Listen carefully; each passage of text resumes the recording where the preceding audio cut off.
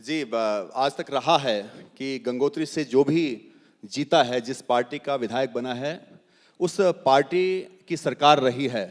यानी कि आप कह सकते हैं कि पिछले 20 सालों से 20-21 सालों से गंगोत्री सत्ता में है।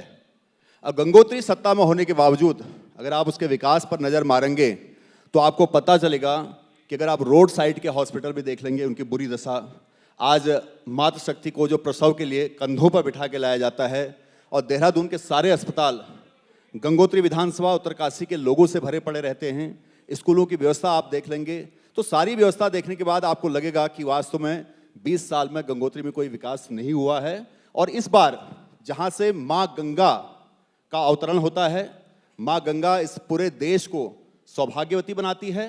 उस देश को, उस क्षेत्र को भारतीय जनता पार्टी और कांग्रेस ने इस राजनीति का जो विकराल रूप वहां पर दिखाया है और इसको जो प्रदूषित किया है, और मुझे यकीन है इस बार गंगोत्री के लोग उत्तराखंड की राजनीति का शुद्धिकरण करेंगे, भारतीय जनता पार्टी कांग्रेस को भगाकर। अजय कोठियाल, कर्नल अजय कोठियाल, इनको आपने मैदान में उतारा है जी, और आपने ये भी बता दिया और समझा दिया कि ये वो सीट है जो जीता वही सिकंदर। तो ये सिकंदर कैंडिडेट है। मैंने कहा ना, इस बार गंगोत्री की जनता उत्तराखंड की राजनीति का शुद्धिकरण करने जा रही है, और इसमें कर्नल कोठियाल जैसे एक देशभक्त सैनिक जो काफ़ी गैलेंट्री अवार्ड से सुसज्जित हैं, कीर्ति चक्र, शौर्य चक्र, विशिष्ट सेवा मेडल, और नेहरू जो इंस्टीट्यूट ऑफ माउंटेनियरिंग है उसके प्रिंसिपल रहे हैं। प्रिंसिपल रहते रहते उन्होंने 2000 लोगों को वहाँ पर ट्रेनिंग दी, 2000 से ज़्यादा लोगों को अपने यूथ फाउंडेशन के जरिए भारतीय सेना में भेजा, और उसी धरती से उन्होंने केदारनाथ पुनर्निर्माण का कार्य किया। तो आप देख सकते हैं कि उनकी कर्मभूमि रही है, और गंगोत्री की जनता की मांग पर ही आम आदमी पार्टी ने यह फैसला लिया है कि अपने सेनापति कर्नल कोठियाल को इस बार गंगोत्री जैसे उच्च हिमालय क्षेत्र से लड़ाने का। और इससे एक संकेत और हमने दिया है। आप देख सकते हैं कि भारतीय जनता पार्टी कांग्रेस के नेता जहां वर्षों से यहां पर राग अलापते रहते पलायन का, और खुद पलायन करके मैदानी भागों से सुरक्षित सीटों को देखते हैं, उसको देखते हुए हमने जो अपने सेनापति, अपने मुख्यमंत्री के चेहरे को उच्च हिमालय क्षेत्र से लड़ाने का फैसला लिया है। उससे हमारे इरादे साफ हैं कि हम उत्तराखंड के उस सपने को साकार करना चाहते हैं जो शहीदों ने इस राज्य की मांग के साथ देखा था, जिसको भारतीय जनता पार्टी ने 20-21 सालों में बहुत पीछे छोड़ दिया। ठीक, सूरतराम नौटियाल जी। देखिए, उत्तराखंड गंगोत्री विधानसभा जिस प्रकार पूरे भारत में भारत का सिर मुकुट हिमालय है, और हिमालय के सीधा सीधा गंगोत्री है, और गंगोत्री तो माँ गंगा सबके लिए शस्य श्यामलाम भी है, पवित्रता भी है, संस्कृति की विरासत भी है। और वहाँ से किंवदंती आज भी यथार्थ है कि जो गंगोत्री जीतेगा उत्तराखंड में सिंहासन पर पदारूढ़ होगा। ये सच है। लेकिन जहाँ तक मेरे मित्र ने, आप पार्टी जो अभी जिनका अभ्युदय हो रहा है उत्तराखंड में, उनका ये कहना है कि कोई विकास नहीं हुआ।